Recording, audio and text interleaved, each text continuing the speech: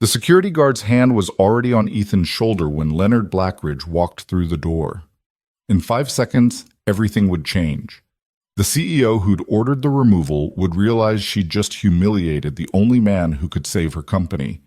The quiet engineer in the cheap jacket held evidence of $100 million disaster nobody else had seen. And the billion-dollar deal everyone was celebrating, built on a lie so deep it would destroy them all. But before we get there, before the room explodes and careers end and empires shake, let me tell you how a single father nobody respected became the most dangerous person in that conference room. Stay with me until the end, hit that like button, and drop a comment telling me what city you're watching from so I can see how far this story travels. The coffee in Victoria Blackridge's hand cost $18. She didn't know that because she'd never actually paid for her own coffee. Someone just brought it to her every morning at 7:15, the temperature perfect, the foam precise. That's what happened when you were 30 years old and ran a company worth $3 billion. Small details became invisible. She stood at the window of her corner office on the 42nd floor, watching the city wake up below. Seattle stretched out gray and beautiful, the morning fog just starting to burn off the harbor. In 3 hours, the biggest deal in Blackridge Technologies history would be signed. In 3 hours, she'd prove to everyone, especially her father, that she'd earned this position through skill, not birthright. Her phone buzzed, another congratulatory message. She'd stopped reading them 2 days ago. Victoria? Her assistant Jennifer appeared in the doorway, tablet in hand. Conference room's ready. Investors are starting to arrive. The presentation? Loaded and tested, Daniel's already down there doing final checks. Victoria nodded, setting down the coffee she hadn't tasted. She caught her reflection in the window, charcoal suit that cost more than most people's monthly rent, hair pulled back sharp enough to cut glass, expression carefully neutral. Her father had taught her that. Never let them see what you're thinking, especially not today. The hallway to the executive conference wing felt longer than usual. Her heels clicked against marble that had been imported from Italy, past walls lined with awards Blackridge Technologies had accumulated over 23 years. Her father's face smiled from several of them, younger, broader, before the heart attack that had forced him into semi-retirement and thrust her into the CEO chair 18 months ago. 18 months of everyone waiting for her to fail. She pushed open the conference room doors. The space was exactly what $3 billion could buy. Glass walls overlooking the city, a table carved from a single piece of mauber wood, chairs that cost $8,000 each.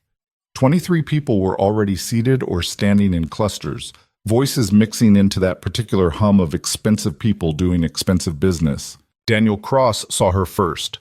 The vice president of strategic partnerships was 52, silver-haired, and had the kind of smooth confidence that came from never being told no. He crossed to her immediately. "Everything's set," he said, voice low. "Investors are happy, the numbers are solid, legals signed off. This is happening." "My father?" "Not here yet. You know Leonard. He'll arrive exactly when he wants to." Victoria scanned the room. Executives from both companies, lawyers, the investment team from Singapore who'd flown 16 hours for this signing, everyone who mattered. Then her eyes stopped. At the far end of the table, in the chair furthest from the head position, sat someone who absolutely did not belong. He was maybe 30, 35, dark hair that needed cutting, wearing a jacket that might have come from a department store clearance rack. No tie, no briefcase, just an old laptop, the kind with stickers peeling off the cover, sitting in front of him while he stared at the screen like the most important business deal of the decade wasn't happening 5 feet away. Victoria felt something cold move through her chest. She knew every person who was supposed to be in this room. She'd approved the list herself. "Daniel," she kept her voice quiet. "Who's that?" Daniel followed her gaze. His expression didn't change, but she saw something flicker behind his eyes. "Where?" "End of the table. Dark jacket." Daniel looked again, and this time she saw recognition. And something else. Irritation, maybe, or concern. "Nobody," he said. "I'll handle it." But Victoria was already moving. She walked the length of the table with everyone watching, her heels loud in the suddenly quiet room. The man didn't look up from his laptop until she was standing directly beside him. Up close, he looked even more out of place. The jacket was definitely off the rack. His collar was slightly wrinkled. There was a coffee stain on his sleeve that he either hadn't noticed or didn't care about. Everything about him screamed mid-level employee who'd wandered into the wrong meeting. "Excuse me," Victoria said. Her voice had that particular edge she'd perfected, polite enough that nobody could call her rude, cold enough that the message was clear. "I don't believe you're supposed to be here." The man looked up. His eyes were tired. Not nervous, just tired, like he'd been awake for a very long time. "I need to talk to Leonard Blackridge," he said. Victoria blinked. The sheer audacity of it almost made her laugh. "Mr. Blackridge doesn't take walk-in meetings, especially not during partnership signings. If you need to speak with someone, you can schedule an appointment through—" "I sent 17 emails," the man interrupted. His voice was quiet but steady. 12 reports. I talked to 6 different senior managers. Nobody listened. Someone behind her coughed. Victoria could feel the room watching, feel the investors and executives and lawyers all witnessing this bizarre interruption. She could feel her authority being questioned by some random employee who thought he could just crash the most important meeting of the year. "I'm sure whatever issue you have can be addressed through proper channels," she said, ice in every word. "But right now, you need to leave." "I can't do that." "Yes," Victoria said slowly. "You can." She turned to the 2 security guards stationed by the door. They were already moving forward, reading the situation with professional efficiency. The room had gone completely silent now. 23 pairs of eyes watching her handle this disruption. 23 people judging whether she could control her own conference room. The man closed his laptop, slowly, like he had all the time in the world. "You're making a mistake," he said, looking directly at her. "The mistake," Victoria replied, "was yours. When you decided to walk into a meeting you weren't invited to." The security guards reached them. Professional, courteous, firm. One of them put a hand near the man's elbow, not grabbing, just guiding. "Sir, we need you to come with us." The man stood. He was taller than she'd expected, but he didn't argue, didn't make a scene. He just picked up his laptop and let the guards start to escort him toward the door. Victoria turned back to the room, ready to apologize for the interruption, ready to smooth over this awkward moment and get back to business. That's when the conference room doors opened. Leonard Blackridge walked in. Her father was 71 years old and moved like he was 50. Even semi-retired, even after the heart attack, he carried himself with the kind of presence that made rooms rearrange themselves around him. White hair, sharp suit, eyes that missed absolutely nothing. Those eyes found the security guards, found the man between them, found Victoria. The entire room held its breath. Leonard Blackridge crossed the space in 8 strides. He walked past Victoria without looking at her, walked past Daniel Cross and the investors and the lawyers, walked directly to the man the security guards were escorting out. "Let him go," Leonard said. The guards stepped back immediately. Leonard looked at this man for a long moment. Something passed between them, some understanding Victoria couldn't read. Then her father reached out, pulled out the chair directly to his right at the head of the table, and said 2 words that would replay in Victoria's head for years. "Sit here, son."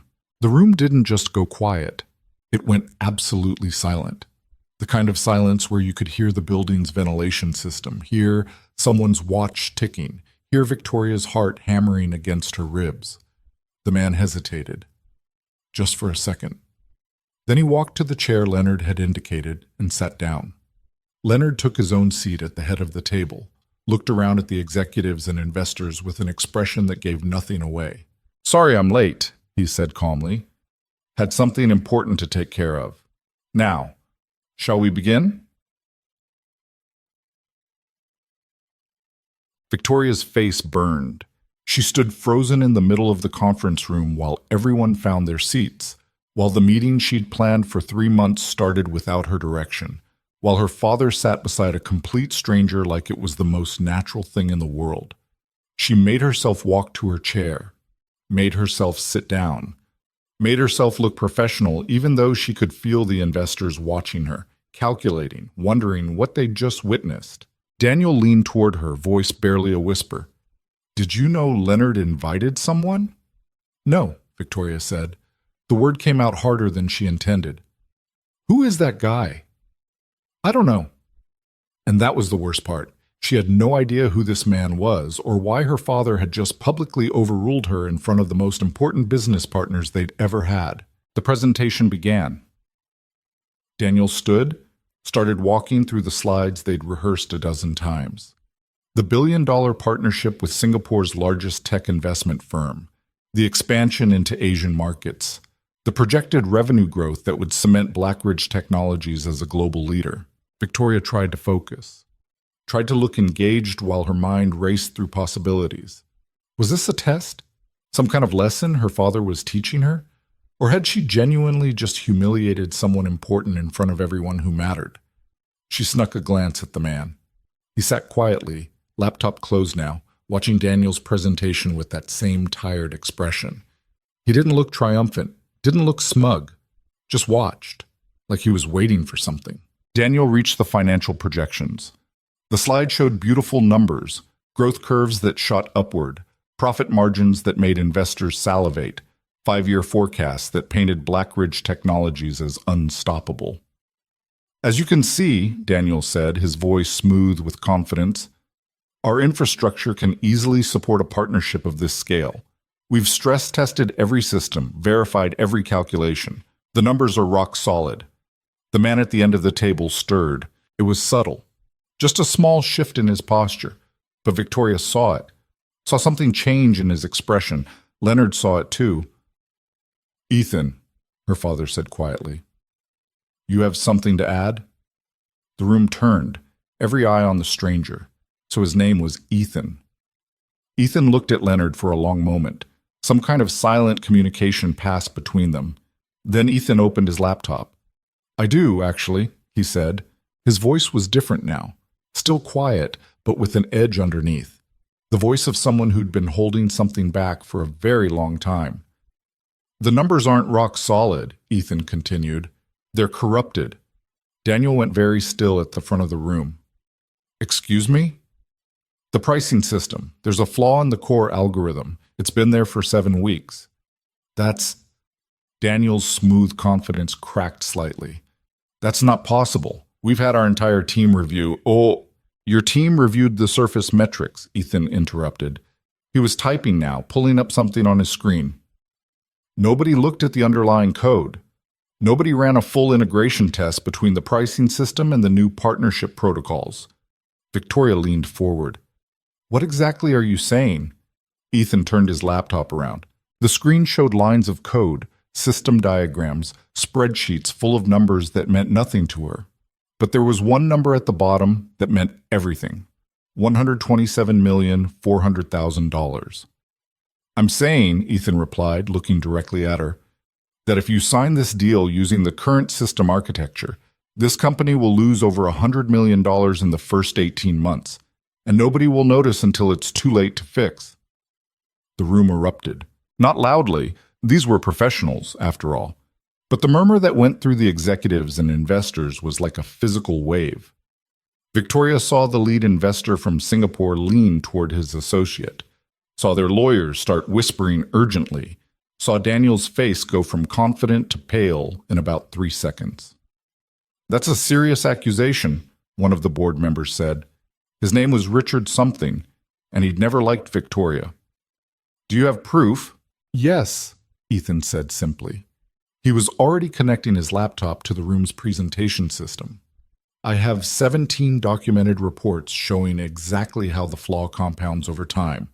I have 12 emails to senior management flagging the issue, and I have the corrected code that would actually make this partnership work." Daniel found his voice. "This is absurd. We've had PricewaterhouseCoopers audit our systems. You had them audit last quarter's systems," Ethan said. His fingers moved across the keyboard with practiced efficiency. "Before the integration update, before someone," he glanced at Daniel, "pushed through a code change without proper testing to meet an artificial deadline." The temperature in the room dropped about 20 degrees. Victoria's mind was racing. This couldn't be happening. Not today. Not in front of the investors. Not after months of preparation and negotiation. And show us, Leonard said quietly. So Ethan showed them. For the next 45 minutes, Victoria watched a man she'd tried to throw out of the room systematically dismantle the deal she'd spent 3 months building. He walked them through the pricing algorithm, showed them exactly where the flaw originated, demonstrated how it would interact with the partnership's payment structure to create a cascading series of errors that nobody would notice until millions of dollars had already vanished into the gaps. He spoke clearly, methodically, like someone who'd rehearsed this presentation in his head 1,000 times while nobody listened. The investors asked questions, hard ones. Ethan answered every single one. Daniel tried to interrupt twice, tried to offer explanations that sounded increasingly desperate. His smooth confidence had evaporated completely, replaced by something that looked a lot like fear. Because everyone in the room was beginning to understand the same terrible truth. The deal was broken, and the only person who'd seen it was a man nobody had respected enough to hear. At 11:47 a.m., the lead investor from Singapore stood up. "We need to caucus," he said. His English was perfect, his expression unreadable. Privately, Leonard nodded. "Of course. Conference room B is available. Take all the time you need." The investment team filed out. Then the lawyers, then most of the executives, leaving only the core Blackridge leadership, Victoria, Leonard, Daniel, and the board members who had actual decision-making power. And Ethan, the man sat quietly at the end of the table, laptop still open, looking exhausted. Victoria found her voice. "How long have you known?" Ethan looked at her. Those tired eyes didn't hold anger or resentment, just a kind of weary resignation. 7 weeks, he said. "I flagged it the day after the integration update went live. And you sent reports to everyone." He pulled up his email history, turned the screen so the room could see. Senior management, Daniel's team, the systems architecture group, IT oversight. I even tried to schedule a meeting with your office. Victoria's assistant had filtered that request out, along with hundreds of others, along with every piece of information that didn't fit the narrative that everything was perfect. She looked at Daniel. "Did you know about this?" Daniel's face had gone from pale to gray. "I received some preliminary concerns, yes, but they seemed minor. The kind of issues that could be resolved in normal system maintenance. I made a judgment call not to delay the partnership over—" "Minor?" Ethan's voice cut through the excuse like a blade.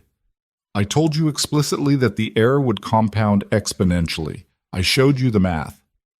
You showed me a worst-case scenario that required multiple unlikely—" "It wasn't unlikely."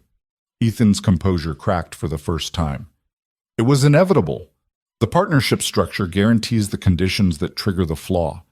I explained that in 3 separate reports that you buried because admitting there was a problem would make you look bad." Silence. Daniel opened his mouth, closed it, opened it again. "I was trying to protect the timeline, he said finally. "We had investors waiting.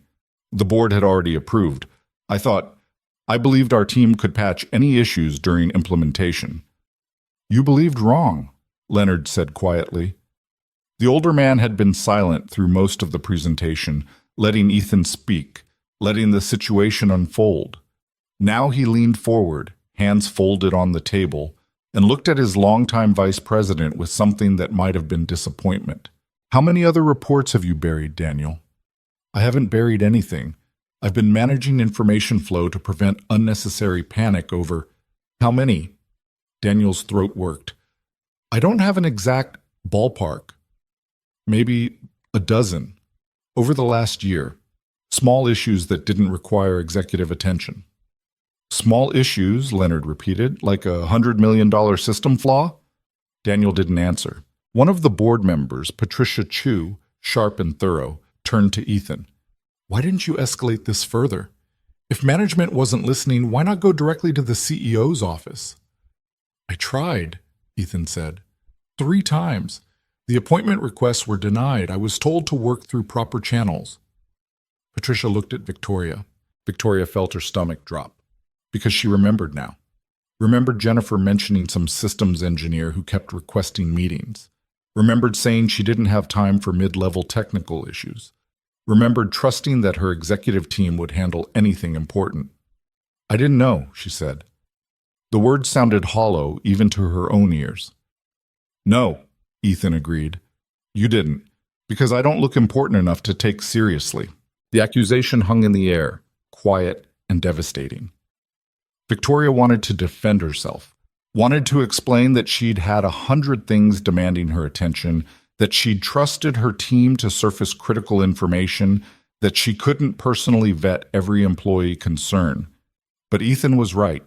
She'd judged him in 2 seconds, seen the cheap jacket and the old laptop and decided he didn't matter, had ordered him thrown out without asking a single question about why he was there, and that snap judgment had almost destroyed her company. The investors are going to walk, Patricia said. She was looking at the closed door where the Singapore team had disappeared. They just watched us demonstrate that our internal oversight is catastrophically broken. Even if we can fix the technical issue, the trust is gone. We can rebuild trust, Victoria started, but even she could hear how weak it sounded. Can we? Richard leaned back in his $8,000 chair. Because from where I'm sitting, we just proved that critical system flaws can exist for 7 weeks while management actively suppresses the warnings. That's not a technical problem. That's a cultural disaster. More silence. Leonard looked at Ethan. Can you fix it? Ethan rubbed his face. The technical issue? Yes. I've already written most of the corrected code. It would take about 8 hours of focused work to implement and test. And the partnership? If we rebuild the pricing integration correctly, the deal works. The core concept is sound. It's just the implementation that's broken. 8 hours, Leonard said thoughtfully. And what happens to your evening? The question seemed to catch Ethan off guard. Sir, it's Thursday. You have somewhere to be? Something shifted in Ethan's expression. My son has a baseball game at 6:30. Victoria watched her father process this information, watched him see what she'd missed completely, that this wasn't just some random engineer, this was someone with a life, with responsibilities, with a 6-year-old son waiting for him to show up. How old? Leonard asked. Noah's 6, first grade league. You coaching? No, sir, just watching. He's playing right field. Leonard smiled slightly. Right field. That's where they put my daughter when she was 6. Spent most of the game picking flowers. Noah picks dandelions, Ethan said. The ghost of a smile crossed his tired face. Brought me 12 of them last week. Victoria felt something crack in her chest. Because she'd been that girl in right field. She'd been the one picking flowers while her father watched from the bleachers, before the company got big, before everything became about deals and dollars and proving herself. She'd forgotten that version of herself existed. Here's what's going to happen, Leonard said, his voice taking on the tone that meant decisions were being made. Ethan is going to fix our system. Not tonight. He's got a baseball game to attend. Tomorrow morning, first thing, we're going to delay the partnership signing by 48 hours while we verify every word of his corrections. Leonard, Daniel started. You're done talking, Leonard interrupted. Actually, you're done, period. Clean out your office by end of business today. Daniel's face went white. You can't. I can. I am. You buried information that could have bankrupted this company. You're out. Patricia nodded. Seconded. The other board members agreed in quick succession. Daniel sat frozen, his 20-year career ending in the space of 15 seconds. Leonard turned to the rest of the room. When the investors come back, here's what we're going to tell them. We discovered a critical flaw. We have the person who found it ready to fix it. We're implementing a new oversight protocol to ensure this never happens again. And we're delaying the signing until we're absolutely certain everything works. They might walk anyway, Richard pointed out. Then they walk. I'm not building this company on a broken foundation just to meet a deadline. Leonard stood. The meeting was over. Ethan, he said, thank you for having the courage to walk into this room. Most people wouldn't have. Most people wouldn't have needed to, Ethan replied quietly. Most people work at companies that listen. The words landed like a punch. Leonard absorbed them, nodded slowly. Fair point. We're going to do better. He left. The board members followed. Daniel sat for another moment, then stood mechanically and walked out without looking at anyone. Victoria and Ethan were alone in the conference room. She should say something, apologize, thank him, acknowledge that he'd just saved her company while she tried to have him thrown out. Instead, she asked, "Why did you risk this? You could have just let it fail, found another job, let management face the consequences of not listening."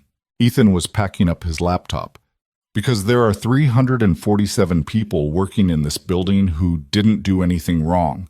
They have families, mortgages, kids in college.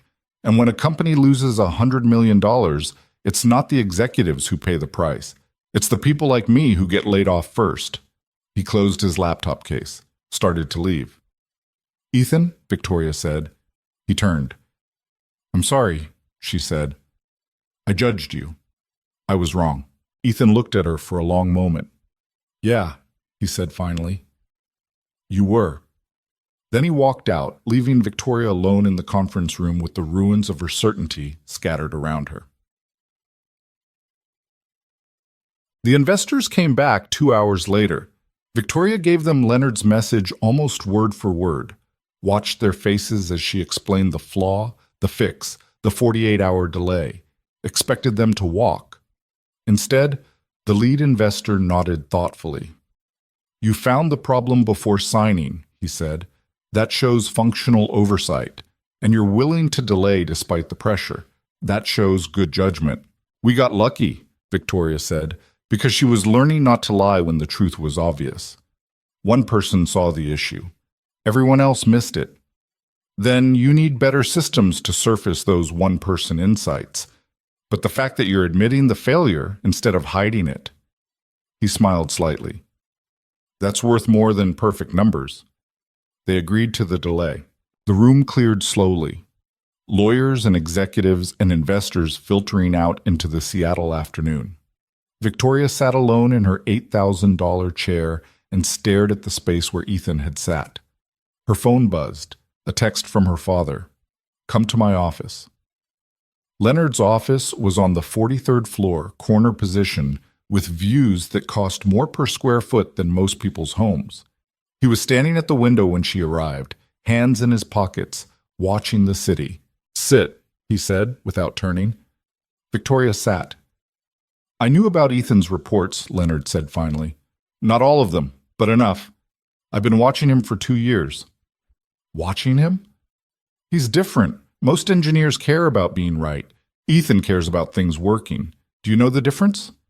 Victoria thought about it. "One is about ego. The other is about results." "Close. One is about proving you're smart. The other is about making sure people don't get hurt." Leonard turned from the window. 3 years ago, Ethan lost his wife. Car accident. She was pregnant with their second child. He was left alone with a 1-year-old and a job that expected 70-hour weeks. Victoria's chest tightened. He could have left, found an easier position, taken the life insurance money and grieved in peace. Instead, he stayed, took a demotion to a position with better hours, spent every morning packing his son's lunch and every evening reading bedtime stories. And in between, he quietly fixed problems nobody else saw because making sure things worked right mattered more than climbing ladders. "Why didn't you tell me?" "Because you needed to see it yourself. Needed to understand what you're missing when you judge people by their clothes and their titles." Leonard sat down across from her. "I'm not going to be CEO forever, Victoria. Heart attack made that clear. When I hand you this company permanently, you need to be the kind of leader who listens to people like Ethan. Not because he proved himself today, but because he shouldn't have needed to prove himself at all." Victoria felt tears building behind her eyes. She didn't let them fall. "How do I fix this?" she asked. "You start by going to a baseball game," Leonard said. 6:30, first grade league. Bring your checkbook. The concession stand only takes cash. Pas un cassis. Victoria left the office at 5:45. Jennifer looked up in surprise. You have the board dinner at 7. Cancel it, Victoria said. Something more important came up. She drove across Seattle in her $70,000 car, still wearing her expensive suit, following GPS directions to a youth baseball field in a neighborhood where houses cost less than her annual parking space. The lot was packed with minivans and sedans covered in bumper stickers about soccer teams and honor students. She found a spot and walked toward the field. The stands were full of parents and siblings, everyone in jeans and hoodies, carrying popcorn and sodas from the concession stand. Victoria felt absurdly overdressed, felt like everyone was staring at the woman in the business suit who clearly didn't belong. Then she saw Ethan. He sat alone in the third row, leaning forward with his elbows on his knees, watching the field with complete focus. He'd changed out of the cheap jacket into a t-shirt that said, Noah's dad in iron-on letters that were starting to peel. Victoria climbed the bleachers, sat down one row behind him. Ethan turned, saw her, and his expression went carefully neutral. You came to fire me in person? He asked. No, Victoria said. I came to watch the game, if that's okay. Ethan studied her for a moment, then shrugged. Free country. They sat in silence. On the field, a coach was organizing 6-year-olds into something resembling positions. Victoria spotted Noah immediately, dark hair like his father's, drowning in a uniform that was clearly 2 sizes too big. He's in right field, Ethan said quietly. Good position for first graders. He hates it, wants to pitch. Will he get to? Maybe next year, if he keeps practicing. Ethan's voice was soft with something Victoria recognized as love. Pure and uncomplicated. The game started. It was chaos. Kids running in wrong directions, parents cheering for every tiny success, coaches trying to maintain order while clearly fighting smiles. Noah stood in right field pulling up grass and making what looked like a small pile. He's building something, Victoria observed. Ant hotel, Ethan said. He's very concerned about ants having proper housing. Victoria laughed. Couldn't help it. The sound felt strange after the day she'd had. 3 innings passed. Noah didn't get any plays, didn't seem to mind, just kept building his ant hotel and occasionally waving at his dad. During the 4th inning break, Ethan finally spoke. Why are you really here? Victoria watched Noah run toward the dugout, grass stains on both knees. My father told me about your wife. I'm sorry. Ethan's jaw tightened. That's private. I know, I'm sorry he told me, but I'm glad I know. Why? Because otherwise I would have kept seeing you as just the engineer who saved the deal. And that's not who you are. Ethan turned to look at her directly. Who am I then? Someone who understands what actually matters, Victoria said. Someone who packed his son's lunch this morning and will read him bedtime stories tonight and won't miss this game for anything, even fixing a $100 million mistake. That's just being a parent. No, Victoria said. That's being a good parent. There's a difference. Noah's team took the field again. This time a fly ball actually came to right field, a weak pop-up that Noah saw too late. He ran for it, glove outstretched, and missed by about 6 feet. The ball bounced past him while he sprawled in the grass. Ethan stood up, hands cupped around his mouth. Good try, Noah. Shake it off. Noah got up, grass stuck to his shirt, and gave his dad a thumbs up that was pure 6-year-old optimism. He's going to be okay, Victoria said. Ethan sat back down. Yeah, he is. Kids are resilient like that. Did he see you almost get thrown out today? No, he was at school. Doesn't know anything about the meeting. Are you going to tell him? Ethan shook his head. He doesn't need to know about office politics. He just needs to know his dad shows up. They watched in silence for another inning. The game ended. Noah's team lost by approximately 30 runs, though no one was really counting. The kids didn't care. They lined up for high fives and juice boxes, already talking about next week. Ethan stood to leave. Victoria stood too. Ethan, she said, tomorrow morning, when you fix the system, I want to be there. Why? Because I need to learn how things actually work. Not just the presentations and the reports, the real mechanisms underneath. and because I need to understand what my executive team has been protecting me from seeing. Ethan considered this. It's going to be technical, boring, lots of code. I'll bring coffee, Victoria said, the expensive kind. A smile flickered across Ethan's face. Make it the cheap kind, from the break room. The expensive stuff tastes like soap. Noah came running up, covered in dirt and joy. Dad, did you see? I almost caught it. You were so close, buddy, Ethan said, catching him in a hug that lifted him off the ground. Next time for sure. Noah noticed Victoria. Who's that? This is Ms. Blackridge, Ethan said. She works with me. Hi, Noah said, suddenly shy. Hi, Victoria replied. Your dad tells me you're building ant hotels. Noah's eyes lit up. Yeah, ants need places to live too. Dad says they're important for the ecosystem. Ecosystem, Ethan corrected gently. Right. That. Noah wriggled free from his father's arms. Can we get ice cream? It's a school night. Please? Ethan looked at his son's grass-stained, hopeful face and sighed in defeat. Fine. Small cone. Yes! Noah pumped his fist and took off running toward the parking lot. Guess we're getting ice cream, Ethan said. Victoria surprised herself. Can I come? Ethan studied her face. Whatever he saw there must have satisfied him because he nodded. Yeah, sure. But you're overdressed for Dairy Queen. I'll manage, Victoria said.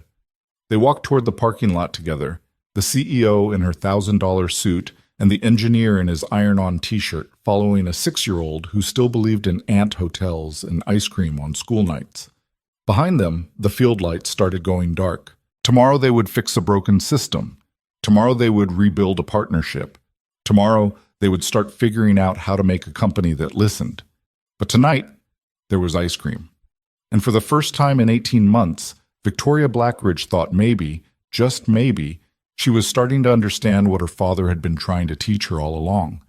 The quiet people holding everything together deserved more than 2 seconds of judgment. They deserved to be seen. The Dairy Queen was packed with families celebrating Friday Eve with soft serve and chicken strips. Victoria sat in a plastic booth that had seen better decades, watching Noah demolish a chocolate cone that was already melting faster than he could eat it. The kid had chocolate on his nose, his chin, and somehow on his forehead. You got some... Victoria gestured vaguely at her own face. Noah grinned, revealing chocolate-covered teeth, and wiped his face with the back of his hand. This accomplished exactly nothing. Ethan handed him a napkin without looking up from his own vanilla cone. Use this, buddy, not your shirt. But my shirt's already dirty. That's not the point. Victoria sipped her water. She hadn't ordered ice cream, felt too strange eating dessert in a business suit, and watched the easy rhythm between father and son. The way Ethan anticipated Noah's needs before the kid even voiced them. The way Noah leaned into his dad's space like gravity just naturally pulled him there. Ms. Blackridge? Noah was looking at her with those dark eyes that mirrored his father's. Do you have kids? No, Victoria said. The word came out sharper than she intended. Why not? Noah, Ethan warned. That's personal. It's okay, Victoria said, though it wasn't really. I've been busy with work. Noah processed this with the brutal logic of 6-year-olds. Work is more important than kids? No, that's not... Victoria stopped. Because wasn't that exactly what she'd been saying for 18 months? For her entire adult life? It's complicated. That's what adults say when they don't want to answer, Noah observed, then went back to his ice cream. Ethan caught her eye. Almost smiled. Almost. Victoria's phone buzzed. She glanced at it, Jennifer, asking about rescheduling the board dinner. She silenced it. You can take that, Ethan said. It can wait. Can it? Victoria set the phone face down on the table. Yes, it can. They sat in silence for a moment. Around them, the Dairy Queen hummed with normal life. Tired parents, sugar-high kids, teenagers on first dates trying to look casual. Nobody here cared about billion-dollar deals or partnership agreements or corporate hierarchies. Tomorrow morning, Victoria said quietly. What time should I be there? 6? I am? That's when I start, before Noah wakes up. I work till 7:30, go home, get him ready for school, drop him off, come back by 9. Victoria did the math. You do that every day? Every weekday. Weekends are different. He sleeps till 8 if I'm lucky. And you've been doing this for 3 years? Ethan nodded, focused on helping Noah with a particularly drippy section of cone. How? Victoria asked. The question was bigger than she meant it to be. Ethan looked at her.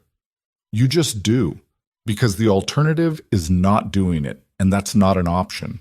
Noah finished his ice cream and immediately started fidgeting. Dad, can I go play? There was a small play area in the corner, a sad plastic slide and a climbing structure that had been there since the 90s. 3 other kids were already making maximum noise with minimum supervision. Go ahead, Ethan said. Stay where I can see you.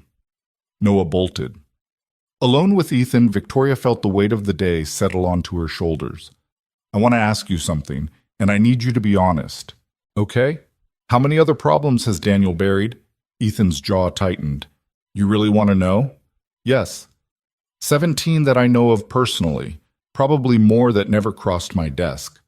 Victoria felt sick. 17. Most were smaller, security patches that got delayed, user interface bugs that annoyed people but didn't break anything critical, a few vendor contracts that were hemorrhaging money through bad terms. Ethan turned his paper napkin into small, precise shreds. The pricing system was the biggest, but it wasn't the first time critical information got buried because acknowledging problems made someone look bad. Why didn't you go around him? I tried. 3 times. Got shut down by HR for failing to respect chain of command. The bitterness in his voice was quiet but deep. After the 3rd time I stopped trying, figured I'd just fix what I could fix and keep my head down. Until today. Until I realized keeping my head down meant watching 300 people lose their jobs. Ethan looked toward the play area where Noah was trying to climb the slide backwards. I've been laid off before, when Noah was 2. Took me 4 months to find new work. 4 months of watching our savings drain away while my son asked why we couldn't go to the zoo anymore. Victoria followed his gaze. Noah had made it halfway up the slide and was stuck, legs kicking in the air. Ethan stood immediately, crossed to the play area, and helped his son without making it seem like help. Just casual guidance that let Noah feel like he'd done it himself. That was the difference, Victoria thought. That was what she'd been missing. The ability to help people succeed without making them feel small. Her father had tried to teach her that. She'd thought she was learning. Turned out she'd been learning all the wrong lessons. Ethan came back, Noah once again occupied with the other kids. Tomorrow, Victoria said, when we fix the system. I want you to show me everything, not just the pricing flaw, everything Daniel buried, every problem, every warning, every concern that got dismissed. That's going to take more than 8 hours. Then it takes more than 8 hours. We'll delay the partnership signing again if we have to. Victoria leaned forward. I need to understand what's actually broken, and I can't do that if people keep showing me the version that makes them look good. Ethan studied her face. You're serious? Yes. Why? It was a fair question. Victoria thought about the girl in right field picking flowers, thought about her father watching from the bleachers before the company consumed everything, thought about standing in that conference room this morning, so certain of her authority, so completely wrong. Because I almost destroyed something that took my father 23 years to build, she said quietly. Because I've been CEO for 18 months and I don't actually know how anything works. And because if I'm going to run this company, I need to be the kind of leader people like you trust enough to tell the truth. Noah came running back, breathless. Dad, there's a kid over there who says ants don't need hotels because they live underground. Well, they do live underground, Ethan said carefully. But what about when it rains? They need somewhere dry. That's what the underground tunnels are for, buddy. Noah's face fell, his entire ecological theory crumbling in real time. But, Ethan added quickly, I bet they appreciate having backup shelter. You know, for emergencies.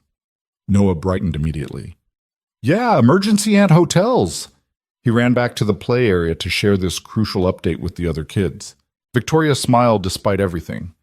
Emergency ant hotels? Pick your battles, Ethan said. He'll figure out how ants actually work eventually. Right now he needs to believe he's helping. Is that what you tell yourself? About the company? The question was more pointed than she'd meant it to be. Ethan didn't flinch. Sometimes, he admitted. Mostly I just tell myself that if I can keep one system from breaking, one process from failing, one disaster from happening, then I've done something that matters, even if nobody notices. I noticed, Victoria said. Eventually. Yeah, eventually. Ethan checked his watch. We should go. Noah's bedtime is 8:30, and he still needs a bath. They gathered their trash and headed for the exit. In the parking lot, Victoria's Mercedes looked absurd next to Ethan's 10-year-old Honda Civic with the car seat in back and the Spider-Man sunshade in the rear window. Noah was already half asleep, draped across his father's shoulder like a very heavy scarf. 6 a.m., Ethan confirmed. Conference room 3. Bring that cheap coffee. I'll be there, Victoria said. She watched them drive away. The Civic's right taillight was out, she noticed, and sat in her car for a long moment before starting the engine. Her phone showed 47 missed notifications. She ignored them all. At home, a downtown condo that cost more than Ethan probably made in 5 years, Victoria stood in her silent living room and felt the emptiness press against her. Designer furniture nobody sat on, art she'd bought because her decorator said it was important, a kitchen she'd never cooked in because there was never time. She thought about Noah's chocolate-covered face, about emergency ant hotels, about a father who worked 12-hour days and never missed bedtime. Then she went to her laptop and started reading everything she could find about Blackridge Technology's internal structure. Every department, every manager, every process she'd been too busy to learn when she took over because she'd assumed understanding the business meant understanding the numbers. She read until 3 a.m. At 5:30, she got up, showered, and dressed. Not the power suit this time. Jeans and a sweater that had been sitting in her closet unworn for 2 years.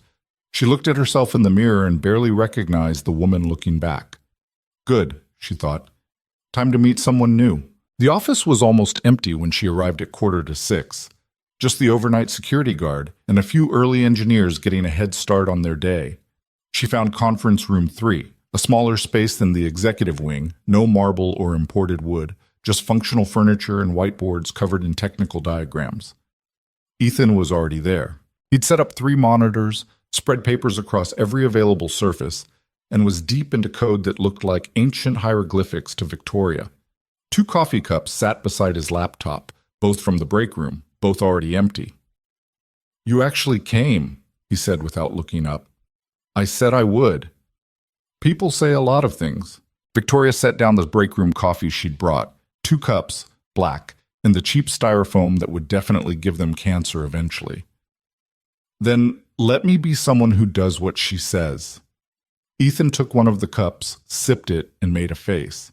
Still tastes like soap. You're the one who requested it. I said it was better than the expensive stuff. Didn't say it was good, but he drank it anyway. For the next 2 hours, Victoria got a crash course in everything she'd never understood about the company she supposedly ran. Ethan walked her through the pricing system architecture, explaining in terms simple enough that she could follow, but complex enough that she grasped the scope of what had almost gone wrong. See this? Ethan pointed to a section of code. This is where the integration update created a recursive loop. Every time the system processes a bulk partnership order, it recalculates the pricing tier. But it wasn't resetting the baseline, just adding the new calculation on top of the old one. Like compound interest, Victoria said. Exactly. Except instead of your savings growing, our costs were growing. By month 18, the discrepancy would have been massive enough that auditors would notice. By then, we'd already be locked into contracts we couldn't break without penalties that would bankrupt the company, Victoria finished. Close to it. Victoria stared at the code. To her, it was still mostly gibberish, lines and brackets and terms she didn't know, but she understood the principle, the danger. How did Daniel's team miss this? They didn't miss it. They saw it and decided it was acceptable risk. Ethan pulled up an email chain, turned the screen toward her. Look, here's the systems architect flagging the recursion issue. Here's the project manager saying they'll address it in the next patch cycle. Here's Daniel overruling them both because delaying the integration would push back the partnership timeline. Victoria read through the exchange, felt her stomach drop with each message. He chose the deadline over the safety check, she said. He chose looking good over doing good, Ethan corrected. There's a difference. At 7:15, Ethan's phone alarm went off. I need to go get Noah ready, he said, already packing up his laptop. Can I come? Ethan stopped. To my house? Yes. If that's too invasive, I understand. I just want to see what your morning actually looks like. Ethan considered this for a long moment. It's not glamorous. I don't need glamorous. I need real. Okay, Ethan said finally. But Noah's not a morning person. Fair warning. Ethan's house was a small 2-bedroom in a neighborhood that had seen better days but was trying hard to come back. The lawn needed mowing, the paint needed touching up. But there were flower boxes under the windows with actual flowers in them, and a bicycle with training wheels on the front porch. Inside was chaos, not dirty chaos. Everything was relatively clean, but lived-in chaos. Shoes by the door, backpack on the couch, drawing papers covering the kitchen table, a blanket fort in the corner of the living room that looked permanent. Noah, Ethan called up the stairs. Time to get up, buddy. A groan from the second floor. Not a negotiation. School day. Another groan, this one more theatrical. Ethan looked at Victoria. Coffee? It's the same break room stuff. I buy it in bulk. Sure. While Ethan started the coffee maker, Victoria looked around. The walls were covered with Noah's artwork, crayon drawings of stick figures and dinosaurs, and what might have been the solar system. One frame held a professional photo, Ethan, younger and smiling, with a woman who had dark hair and laugh lines around her eyes. She was pregnant, one hand on her belly, leaning into Ethan like he was magnetic north. That's Sarah, Ethan said quietly. He'd come up behind her without Victoria noticing. Taken about 2 weeks before the accident. She's beautiful. Yeah, she was. Ethan's voice was careful, controlled. Noah doesn't remember her much. He was so young. I show him pictures, tell him stories, hope it's enough. Does he ask about her? Sometimes. Usually when other kids talk about their moms. I tell him the truth. That she loved him. That she'd be proud of him. That leaving wasn't her choice. Footsteps thundered down the stairs. Noah appeared, pajamas on backwards, hair sticking up in 12 directions, looking extremely unhappy about being conscious. He saw Victoria and stopped. Why is work lady here? Miss Blackridge, Ethan corrected, and she's helping Dad with a project. At our house? At our house. Noah processed this with sleepy 6-year-old logic, shrugged, and shuffled to the kitchen table. Ethan put a bowl of cereal in front of him. Noah stared at it like it had personally offended him. Not hungry, he mumbled. 3 bites minimum, Ethan said. It was clearly a familiar negotiation. 2 bites. 3. 2.5. Noah. The kid picked up his spoon with the enthusiasm of someone facing execution and took the world's smallest bite. Victoria watched Ethan move through the morning routine with practiced efficiency. While Noah pretended to eat, Ethan packed lunch, sandwich, apple slices, the kind of juice box that came in bulk from wholesale stores. He signed a permission slip for a field trip, found Noah's homework folder, and somehow located the kid's left shoe, which had mysteriously ended up in the bathroom. Teeth, Ethan said. Noah trudged back upstairs. He's always like this? Victoria asked. Every morning. Takes after his mom. She wasn't a morning person either. Ethan smiled at the memory. She used to say mornings were proof that the universe had a cruel sense of humor. How do you do it? Every day? Ethan looked at her. What else would I do? He's my son. This is life. You just show up. Noah came back down, teeth theoretically brushed, wearing his backpack like it weighed 90 pounds. Ready? Ethan asked. No. Too bad. Let's go. They piled into the Civic, Victoria following in her Mercedes, and drove to Noah's elementary school. The drop-off line was full of parents in various states of mourning survival.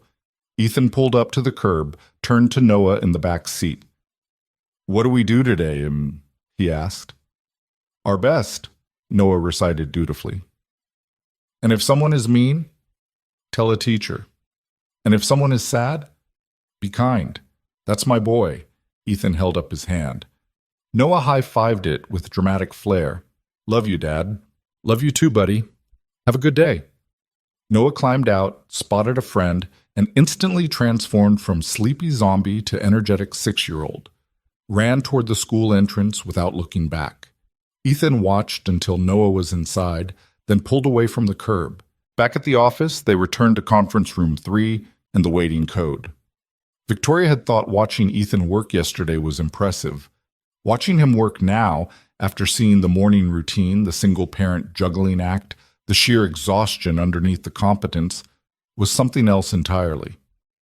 "How many hours of sleep do you get?" she asked. 5. 6 if I'm lucky. Ethan typed without looking away from the screen. "You learn to function on less." "For 3 years." "For 3 years." "Ethan, that's not sustainable." "It's what I have." His voice was flat, final. "Sarah's parents are in Florida. Mine are gone. My sister lives in Portland with 3 kids of her own. There's no backup. There's no relief. There's just me and Noah figuring it out day by day." Victoria thought about her own life. The emptiness. The condo nobody lived in. The time she spent working because there was nothing else to spend it on. "What if there was backup?" she said. Ethan's fingers paused on the keyboard. "What?"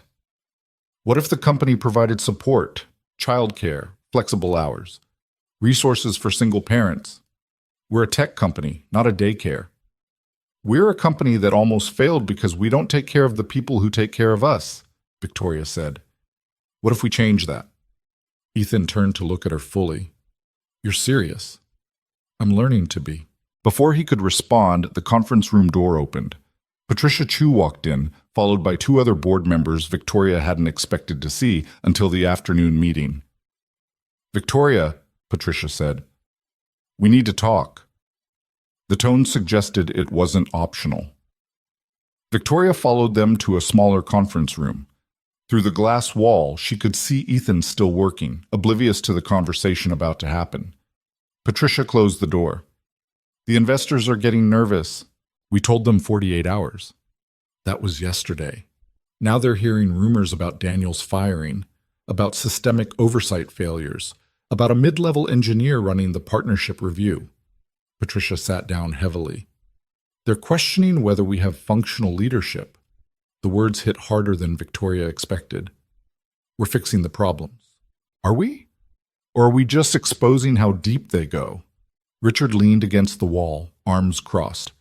"I've been making calls, talking to department heads. Know what I found? Daniel wasn't the only VP bearing bad news. It's cultural. Everyone's so afraid of looking incompetent that they hide problems until they explode." Victoria's chest tightened.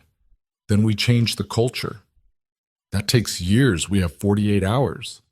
So what are you suggesting?" Patricia and Richard exchanged glances. The third board member, Alan something, quiet and analytical, spoke for the first time. "We're suggesting you step down." The room tilted slightly. "Excuse me?" "Temporarily," Patricia added quickly. "Just until we stabilize the partnership. Leonard comes back as interim CEO. We show the investors we're taking this seriously. We rebuild confidence. And then? Then we reevaluate, see if you're ready." Victoria felt something cold and sharp lodge in her chest. "You're replacing me." "We're protecting the company," Richard said. "That's our job. My father built this company. I've been working toward this my entire life. And in 18 months, you've presided over a near-catastrophic failure that only got caught because someone went rogue." Richard's voice wasn't cruel, just matter-of-fact. "That's not leadership. That's luck." Victoria wanted to argue, wanted to defend herself. But everything he said was true. She'd been lucky. Lucky Ethan had the courage to crash that meeting. Lucky her father respected him enough to listen. Lucky the flaw got caught before the ink dried. "When?" she asked quietly. "Board vote is scheduled for Monday. Patricia said. Unless something changes significantly before then. They left her alone in the conference room. Through the glass wall, she could see Ethan still working, fixing problems, saving the company